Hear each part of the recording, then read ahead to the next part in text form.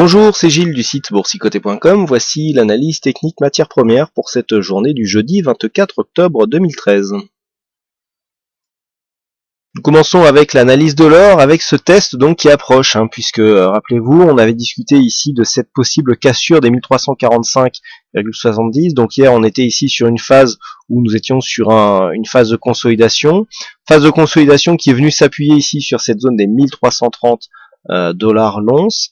On s'est stabilisé et puis on repart à la hausse, on casse ici cette zone des 1345 pour venir s'attaquer à cette zone de résistance moyen-long terme. Donc là ici attention, le test devrait intervenir prochainement, donc il y a eu de nombreux échecs sous cette zone, mais là clairement une rupture haussière de cette zone de résistance moyen-long terme nous donnerait un gros signal de retournement sur la tendance de ce métal jaune. Donc vraiment ici une cassure à surveiller.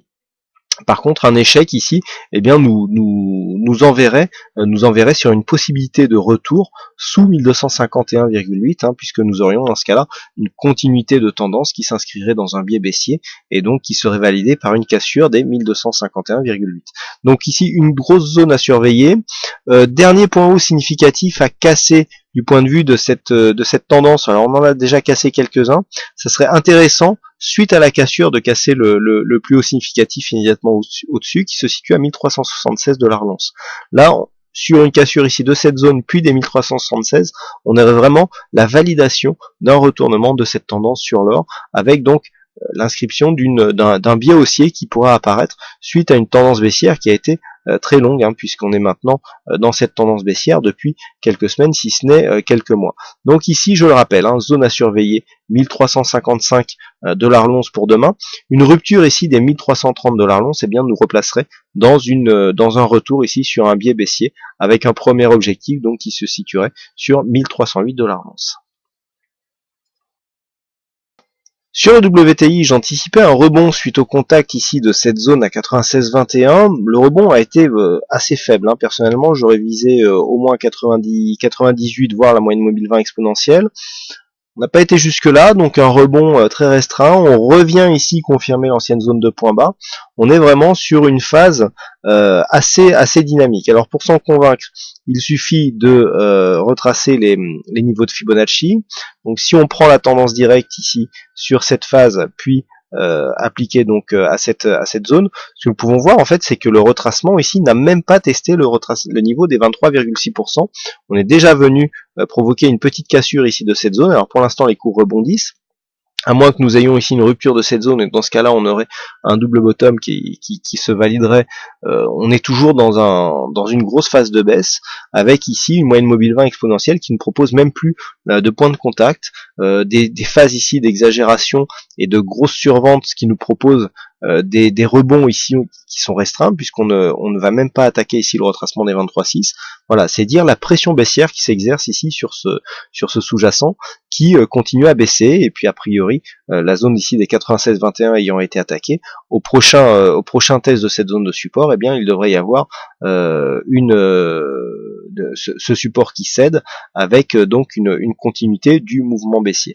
Donc dans ce cas, on peut encore une fois se servir des retracements de Fibonacci. On trace comme toujours les retracements ici sur la phase de consolidation, et lorsque l'on décale le graphe, nous avons un objectif à 95,24 et cette zone ici majeure des 94,96, donc 95,20, 95,20, qui sont les prochains objectifs ici en cas de rupture de cette zone des 96,20. Et nous terminons cette analyse par le Brent, avec ici une rupture de cette zone de support. Et alors, si on compare cette course ici avec ce qui se passe sur le WTI, c'est là que l'étude des corrélations peut être intéressante, puisque nous avons donc un Brent qui a bien résisté, la première phase de baisse ici du WTI, mais on le voit ici sur cette accélération, alors que nous avons un rebond ici qui est assez identique à celui du WTI. Nous sommes déjà sur une phase de cassure ici de cette zone, et donc des cours qui ici cassent déjà, alors que la cassure ne s'est pas faite sur le WTI. Donc cette configuration ici est assez intéressante. Elle montre que le Brent s'effectue un mouvement de rattrapage par le bas sur le WTI qui a cassé ici sa zone de range. le Brent qui se trouve encore à l'intérieur, on pourrait assister ici à une phase d'accélération à la baisse du Brent pour recoller au WTI sur ces évolutions passées. Donc il faudra surveiller ici cette état de fait. Donc sur cette configuration, ce que nous voyons, c'est que malgré une survente et donc l'approche de cette zone de support, voilà, on est venu ici chercher une zone de support, hein, on était dans l'épaisseur du trait, configuration survendue, retournement du MACD qui avait une belle amplitude du point de vue de ces histogrammes. On marque un rebond technique très court.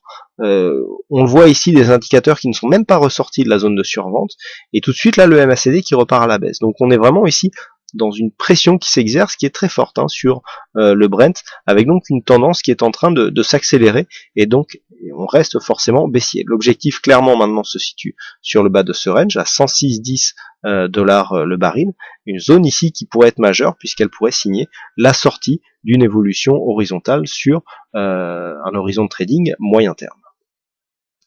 Voilà donc ce que nous pouvons dire sur cette analyse technique matière première. Il ne me reste plus qu'à vous souhaiter à toutes et à tous une bonne soirée, bonne chance dans vos prochains trades, et on se retrouve dès demain pour d'autres analyses techniques en vidéo. Bonsoir à tous.